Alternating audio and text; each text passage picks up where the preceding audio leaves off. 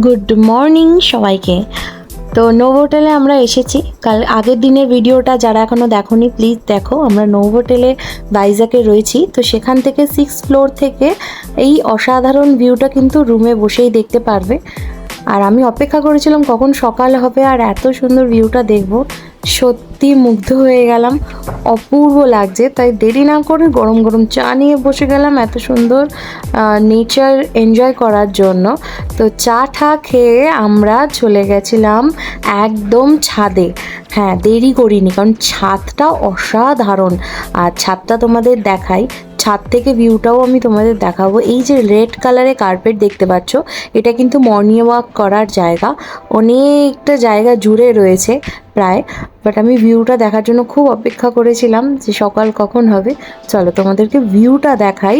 একদম নোভোটেলের ছাদ থেকে ভিউটা কতটা সুন্দর লাগছে ভাইজ্যাগের।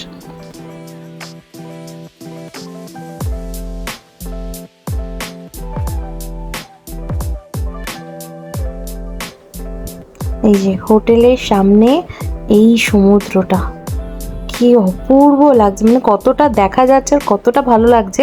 সূর্য সবে উঠেছে আর সেই মুহূর্তে দেরি না করে উপরে চলে গেছিলাম। তো আমরা দেরি না করে ব্রেকফাস্টেও চলে এসেছিলাম ফ্রেশ হয়ে। আর ব্রেকফাস্টে কী না নেই, প্রায় 500 থেকে 600 রকমের খাবার দাবার। মানে কি বলবো কি নেই, আন্ধার ভালো ভালো খাবার খেয়েছি, যেটা একদম সিম্পল সোভার, পেটের জন্য খুব ভালো। এখানে বিশেষ করে এই পান্তা ভাতটা অসাধারণ। মানে প্রত্যেকটা জায়গার পান্তা ভাত বিভিন্ন রকমের নামে রয়েছে। বাট এখানে না বেসিক্যালি রাগি বা পেট ঠান্ডা করা জিনিসপত্রটা বেশি খায়। আমি দেখেছি রাগি, ডালিয়া, ওটস টাইপের জিনিস বেশি খায়। ভীষণ সুন্দর। চিকেনটা তো অপূর্ব লেগেছিলো। বাট আমি আন্ধ্রার স্টাইলের একটুখানি ব্রেকফাস্ট করতে চেয়েছিলাম বলে আমি আন্ধ্রার বিভিন্ন রকমের খাবার ট্রাই করছিলাম। বাট কি না নেই, তুমি যদি ওখানে ফ্রুট ভেজিটেবলস জুস চাও সেটাও পাবে। প্লাস ইডলি ধোসা বাদই দাও, রাইস নুডলস প্রায় এখানে বলছি না 500 থেকে 600 রকমের খাবার দাবার রয়েছে, যেটা কভার করা পসিবলই নয়। বাট চেষ্টা করব আরও একটা ব্লগে দেখানোর। সেকেন্ড দিনের ব্লগটায় দেখাবো অবশ্যই। তো fried rice, chilli chicken, chowmein সব রকম, মানে মোটামুটি 11টা অবধি ব্রেকফাস্ট চলে, সকাল 7টা 7:30 থেকে। তারপরে মনে হয় না লাঞ্চে কিছু দরকার, বলছি না রাইস নুডলস সব আছে। মানে মিনিমাম 500 থেকে 600 রকমের খাবার দাবার রয়েছে। আর প্রত্যেকটা খাবারের পাশে ক্যালোরি কাউন্ট করে লেখা রয়েছে, যেটা আমি এই ফার্স্ট টাইম দেখলাম কোনো রেস্টুরেন্টে খাবারের পাশে ক্যালোরি হিসাবে লেখা রয়েছে কত ক্যালোরি কী খাওয়ার। তো ডেজার্টে চলে গেছিলাম, ডেজার্টে প্রচুর অপশন ছিল। বাট বিভিন্ন রকমের ডেজার্ট আমি ট্রাই করেছি। আর সঙ্গে নিয়েছিলাম ফিল্টার কফিটা, যেটা সাউথে ভীষণভাবে ফেমাস। তো ফিল্টার কফি আর এগুলো খেলাম। এবার আমরা গেছিলাম, যেহেতু রেস্টুরেন্টের পাশেই ব্রেকফাস্টের পাশেই আমাদের সুইমিং পুলটা ছিল। সুইমিং পুলটা জাস্ট অসাধারণ। কি বলবো, এখানে হচ্ছে ছোট পুল রয়েছে যেখানে একদম ছোট্ট বাচ্চারা যেতে পারবে। তো সেক্ষেত্রে এদের পুলটা আলাদা করে দিয়েছে। এখানে ওর বসার জায়গাও রয়েছে, সন্ধেবেলা আরও সুন্দর লাগে। আর এই জায়গাটা হচ্ছে বড়দের পুল। মোটামুটি মানে অনেকটা হাইটের পুল আছে। আর এই পোর্শনটা আবার আলাদা করে ভাগ করে দিয়েছে, যারা ধরো 7-8 বছর 6 বছরের বাচ্চারা এই পুলটায় নামতে পারবে। মানে একদম জুনিয়র থেকে মিডল এজ থেকে দেন হাইট অনুযায়ী কিন্তু ভীষণ সুন্দরভাবে পুলটা এরা রেখেছে। আর পুলটা ভীষণভাবে মেনটেন করছে। আর এখানে পুল ড্রেস ছাড়া অ্যালাউড নেই প্রথমত। আর এখানে একটা ছোট্ট বার কাউন্টার রয়েছে যেখানে soft drinks, hard drinks, food সব রকমের জিনিস পাওয়া যাবে। আর এইটা আপনি জলে বসে এনজয় করতে পারবেন। জলে বসেও কিন্তু এই সিটগুলো রয়েছে, দেখাচ্ছি। এই যে সিটগুলো রয়েছে, 4টে সিট, এখানে বসে সমুদ্র দেখতে দেখতে সুইমিং পুলে হাফ ডুবে থেকে এত সুন্দর ড্রিঙ্কস এনজয় করতে পারবেন, ফুড এনজয় করতে পারবেন। অপূর্ব। আর এদের এই বাইরের জায়গাটা দেখো, সবটাই আমি দেখাই কারণ এখন ফাঁকা ফাঁকা রয়েছে বলে আমি দেখাচ্ছি। বসা সিটিং এরিয়া অনেক রয়েছে, পিকচার পারফেক্ট একটা জায়গা রয়েছে। এই যে ভিউ পয়েন্ট আছে, ভিউটা দেখা যাবে। হ্যাঁ, ডিফেন্ডার অ্যান্ড পোর্শে, তাই তো। এই ক্রিকেট যদি কেউ খেলতে চায়, বাচ্চারা বড়রা, সেই অপশনটাও রয়েছে। ফ্যানটা দেখো, কত বড় ফ্যান। এখানে বাচ্চাদের একটা কিডস রুমও রয়েছে, এখানে গেম খেলা যায়।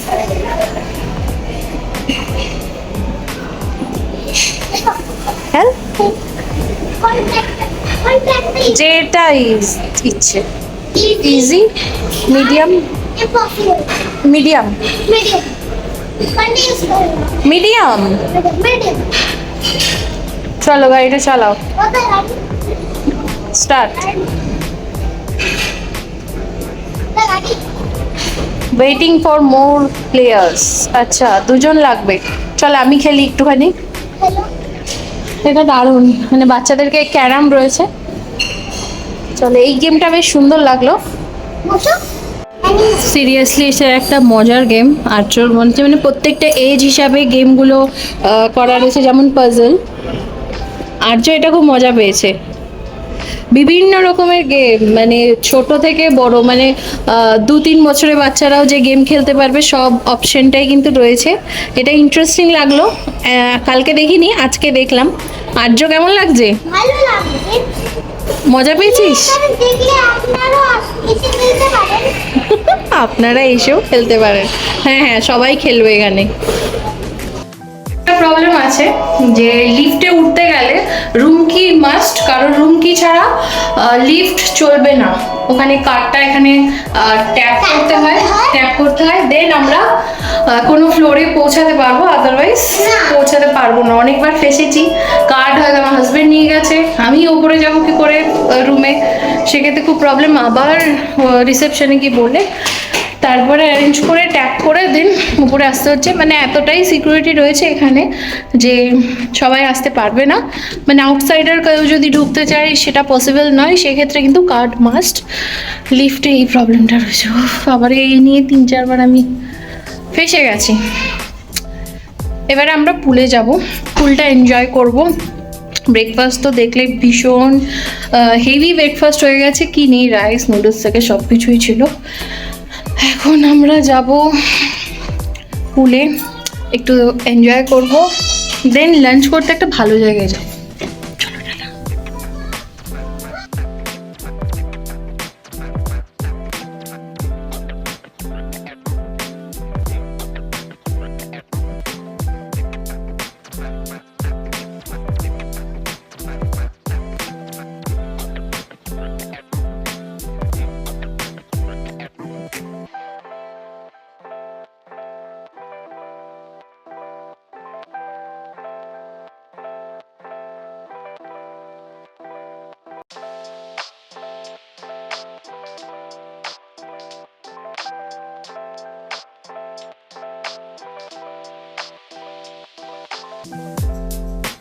আমরা এখন লাঞ্চ করতে যাচ্ছি হোটেল কামাতে।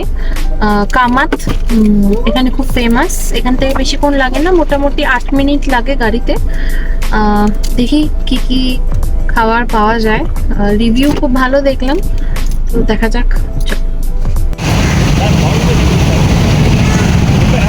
কামাতে গিয়ে মানে এখানকার খুব ফেমাস একটা রেস্টুরেন্ট, প্রচুর লাইন দিতে হয়। এখানে বিরিয়ানি খুব ফেমাস, তার সাথে এই প্রনটা নিয়েছিলাম, কতটা দিয়েছিল আর ভীষণ ভালো খেতে। প্রন নিয়েছিলাম, দেন চিকেনের আরও একটা আইটেম নিয়েছিলাম, আন্ধ্রা স্টাইলের ফ্রাই চিকেন। এটাও বেশ টেস্টি খেতে। আর বিরিয়ানিও এখানে ভীষণ ফেমাস ছিল, তাই চিকেন বিরিয়ানি নিয়েছিলাম স্পেশাল, তো 3 জনের হয়ে গেছিলো। বিরিয়ানিটা কলকাতার মতো নয়, বাট হ্যাঁ আন্ধ্রার মতনই রয়েছে, টেস্টি। আমাদের লাঞ্চ কমপ্লিট হলো বহু লাইনের পর। আমরা জায়গা বলে, কারণ এই জায়গাটা ভীষণ লোকাল ফেমাস। রেস্টুরেন্ট তো অনেক রয়েছে, প্রচুর রয়েছে, মানে উল্টো দিকে প্রচুর রেস্টুরেন্ট, কিন্তু এটা খুব ফেমাস। তো আপাতত এখানে লাঞ্চ শেষ হলো, এবার দেখি মিউজিয়ামটা দেখার বাকি আছে। মিউজিয়ামটা পারলে দেখে নেব, দেখে দেন হোটেলে যাব। আমরা এখন সাবমেরিন দেখবো, দুটো মিউজিয়ামই দেখবো, আর্ট অ্যান্ড ক্রাফট আর সাবমেরিন মিউজিয়াম। টিকিট কাটতে হবে, দেখি টিকিটের কি দাম। এখানে বাচ্চাদের 50 টাকা আর বড়দের 100 টাকা নিচ্ছে। এখন যাব, দেখি ভেতরে কি কি আছে। এটা কিন্তু ফুল অরিজিনাল, যেমন ছিল তেমনই আছে, এটাকে জাস্ট মিউজিয়াম করেছে। তো আমরা এখন সাবমেরিনের ভেতরে যাচ্ছি।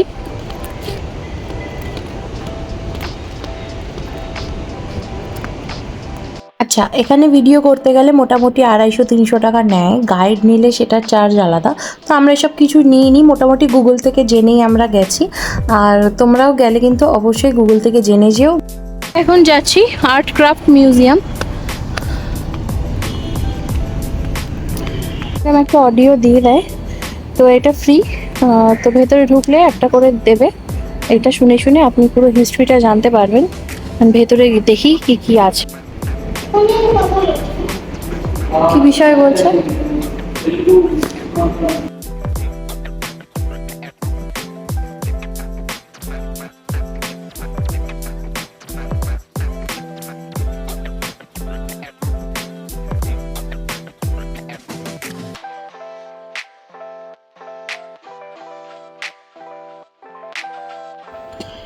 এই মিউজিয়ামটা হচ্ছে TU-142 এয়ারক্রাফটকে কেন্দ্র করে করা হয়েছে।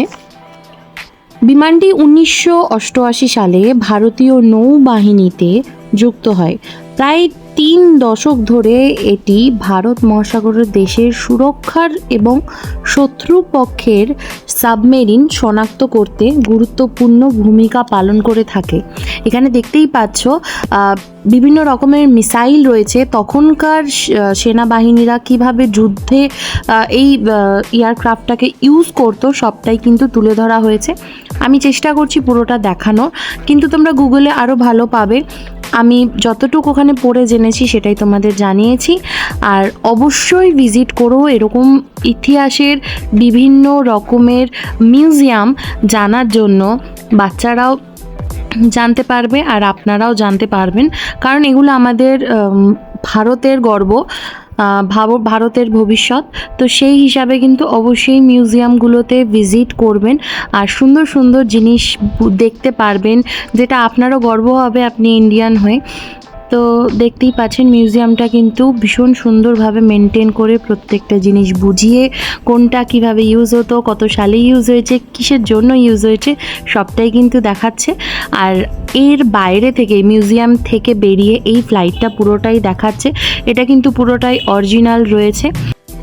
এটার ভেতরের ভিডিও আমি করিনি, একটাই কারণ, সেটার কারণ হচ্ছে দেখতেই পাচ্ছ এয়ারক্রাফটটা আমি দেখালাম না, একটাই কারণে দেখালাম না। আমি চাই সবাই এখানে আসুক, এসে ভিজিট করুক, ভিজিট করে দেখুক, কারণ এই নলেজগুলো জানাটা বা সামনাসামনি দেখা, ফিল করা, ধরা, সেগুলো একদমই দরকার আমাদের জেনারেশন প্লাস আমাদের পরের জেনারেশনের জন্য। তো সেক্ষেত্রে কিন্তু অবশ্যই আসবেন, মাস্ট ভিজিট করবেন মিউজিয়াম প্লাস এয়ারক্রাফটের। এটা করলে অনেক নলেজ বাড়বে, অনেক কিছু জানা যাবে যে কিভাবে আমাদের যুদ্ধের জন্য একটা ফ্লাইট কীভাবে প্রিপেয়ার হয় বা কী কী থাকে না থাকে। তো আমি বলবো সবাই আসবে, দেখবে। এখানে ক্যামেরার জন্য এক্সট্রা পে করতে হয়, বেশি না, 50 টাকা কি 100 টাকা করতে হয়। সেটা বড় কথা না, সেটা করতেই পারতাম, কিন্তু আমি চাই আপনারা এসে দেখুন। প্লিজ আসবেন, ভিজিট করবেন ভাইজাগ, এসে এই মিউজিয়ামগুলো আপনারাও দেখবেন, বাচ্চাদেরকেও দেখাবেন। মিউজিয়াম দেখে আমরা আর একটুখানি আশেপাশে একটু ঘুরে দেন আমরা পৌঁছে গেছিলাম আমাদের হোটেলে। হোটেলে বিভিন্ন রকমের অ্যাক্টিভিটিস রয়েছে, আর বলেছিলাম যে হোটেলটা দেখাবো, অপূর্ব অপূর্ব অপূর্ব নোভোটেল। চলো তোমাদের দেখাই। সামার ভ্যাকেশানে আমরা যেহেতু গেছিলাম, তো সেক্ষেত্রে নোভোটেলে একটা বাচ্চাদের প্রোগ্রাম হচ্ছিল সামার ভ্যাকেশন উপলক্ষে। হোটেল থেকে অর্গানাইজ করেছিল, আর হোটেলে যারা রয়েছে, যেসব বাচ্চারা রয়েছে তাদেরকে নিয়েই অর্গানাইজ করেছিল। এখানে যিনি রয়েছেন শেফ, তো বিভিন্ন রকমের অ্যাক্টিভিটিস হচ্ছিল। তো আমরা যেহেতু একটু লেটে গেছিলাম বলে একটা দুটো অ্যাক্টিভিটিস মিস হয়ে গেল। এখানে যেটা বানাতে দিয়েছে সেটা হচ্ছে তোমাদের পছন্দ মতো তোমরা নিজেরা ড্রিঙ্কস বানিয়ে, সফট ড্রিঙ্কস বানিয়ে খেতে পারবে। তো প্রত্যেকে অ্যাপ্রন দিয়ে দিয়েছিল, এরকম শেফ টুপি দিয়ে দিয়েছিল। তো সবাই কিন্তু বানিয়েছে, প্রত্যেকটা বাচ্চা নিজের ড্রিঙ্কস নিজে বানিয়েছে, প্লাস এখানে প্রচুর স্ন্যাক্স ছিল কমপ্লিমেন্টারি। এটাকে বলা হাই টি, ইভিনিং হাই টি। আমাদের হাই টি আরও একটা আছে যেটা পরে হয়। তো এটা হচ্ছে পুরো হোটেলের তরফ থেকে একটা হাই টি হয়। তো দেখছো আর্য ভীষণ ইন্টারেস্টেড, ও খাবে মোহিত। তো সেক্ষেত্রে কিন্তু ও নিজেরটা নিজে বানাবে, প্লাস বিভিন্ন রকমের ও যা পেরেছে প্রত্যেকটা ড্রিঙ্কসই ওর মধ্যে দিয়ে দিয়েছে, সব ফ্লেভারগুলো। ভীষণ ভীষণ ভীষণ সুন্দর একটা অ্যাক্টিভিটিস আমি দেখলাম হোটেলের পক্ষ থেকে। এটা সামার ক্যাম্প উপলক্ষে বানাতে দিতে বলেছে আর বাচ্চাদেরকে শিখিয়েছে। এটা কিন্তু খুব ভালো নলেজ একটা অ্যাক্টিভিটিস, যে নিজের জিনিস, নিজের ড্রিঙ্কস নিজে সুন্দর করে বানিয়ে খাও। তো আর্য ভীষণ এনজয় করেছে।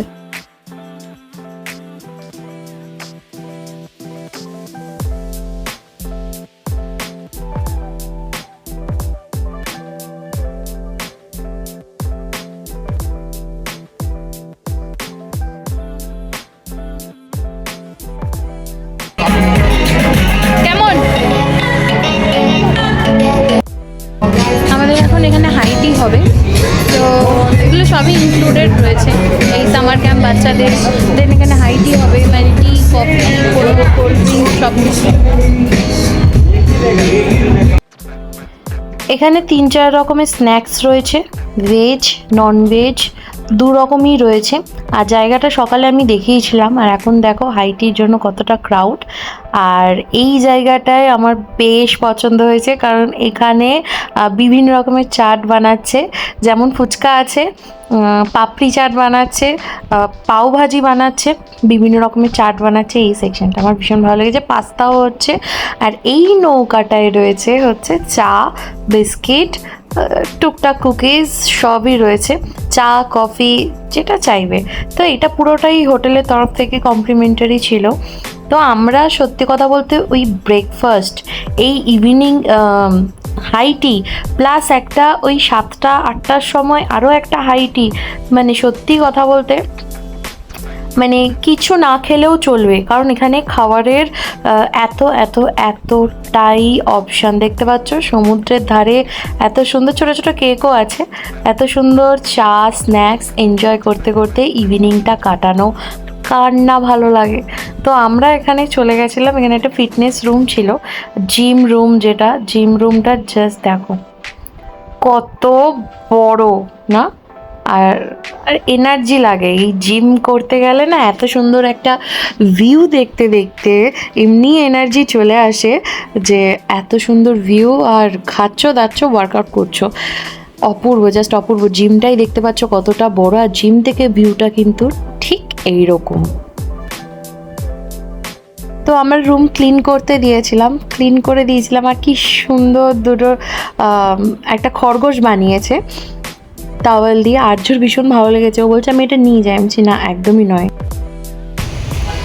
হোটেল থেকে একটু একা একা বেরোলাম, একটু সমুদ্রের ধারে যাওয়ার ইচ্ছা আছে, প্লাস আশেপাশে যদি কিছু মার্কেট থাকে একটু ঘুরবো, ঘুরে প্যাক করব। 1 ঘন্টার মধ্যে ইচ্ছা আছে, দেখছি কতদূর কি করতে পারি। সমুদ্রের ধারে এরকম যেমন আমাদের দীঘা পুরীতে থাকে তেমনই সব শামুকের, ঝিনুকের সব জিনিসপত্র পাওয়া যাচ্ছে। একটু সমুদ্রের ধারে যাওয়ার ইচ্ছা আছে।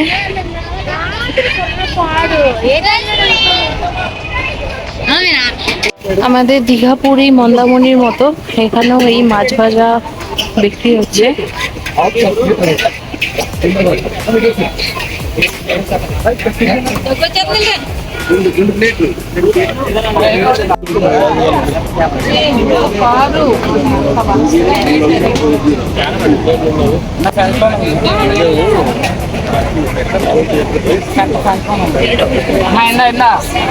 পুরো পুরীর মতো ভাইবস।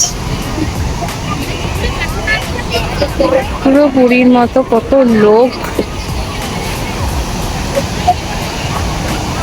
সি বিচ থেকে আমাদের হোটেলটা কতটা সুন্দর লাগছে। হোটেলটা দেখো, 6 ফ্লোরে আমাদের রুম আছে।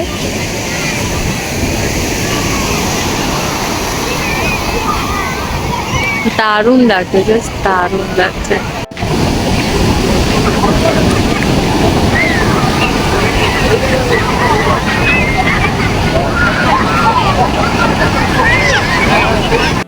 তেমন খুব একটা কিছু পাইনি, কেনা হয়নি। যেমন দীঘায় থাকে তেমন, যেমন পুরীতে থাকে ঝিনুকের জিনিসপত্র তেমনই রয়েছে, সেভাবে কিছু কেনা হয়নি। আপাতত কিছু দেখানো হয়নি। এবার দেখি, আমরা এখান থেকে পুরী যাব, কালকে আরাকু যাব, দেন আরাকুতে 2 দিন থেকে দেন আমরা পুরীতে যাব, এই প্ল্যানিংয়ে আছে। সেভাবে তো কিছু কেনা হয়নি।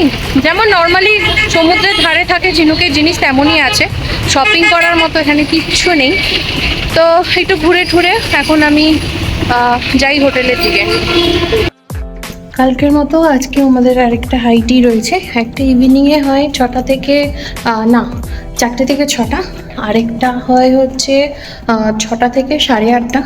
6টা থেকে 8:30টা আমরা অ্যাটেন্ড করছি। খুব এখন রিল্যাক্সে বসবো, একটু কিছু খাওয়া দাওয়া করবো। চলো দেখা যাচ্ছে কী কী আছে। আজকে মোটামুটি কালকের মতোই আছে।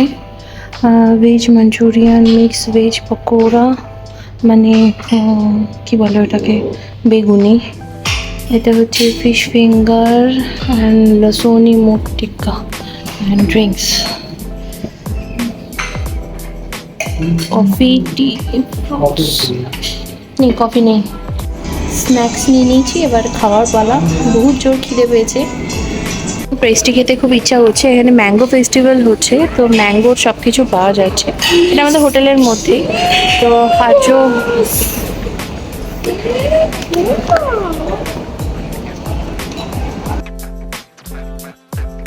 সকালবেলা আর্লি মর্নিংয়ের ভিউটা আমি দেখিয়েছিলাম ছাদ থেকে কেমন লাগছে। এখন যেটা দেখাবো, যে রাতের বেলা এই হোটেল থেকে, হোটেলের ছাদ থেকে এই ভাইজাগ শহরের সমুদ্রটা কতটা সুন্দর লাগছে। পুরো হোটেলটাই আমি দেখাচ্ছি, নিচে সুইমিং পুল থেকে শুরু করে কতটা বড় জায়গা, প্লাস এই সমুদ্র, মানে কল্পনার বাইরে কতটা সুন্দর লাগছে। সবাই যারা যেতে চাইবে অবশ্যই ভিজিট করো ভাইজাকে। এই নো হোটেলটা ভীষণ ভালো লাগবে। আর ওই দিকটা হচ্ছে মাছের আড়ত। আমাদের ভাইজাগের ট্রিপটা যদি তোমাদের ভালো লেগে থাকে তবে লাইক শেয়ার কমেন্ট অবশ্যই করতে ভুলো না। গাড়ি নিয়ে একদম বিচের সামনে ভাইজাগে আমরা চলে এসেছি, ভীষণ সুন্দর লাগছে, দারুণ।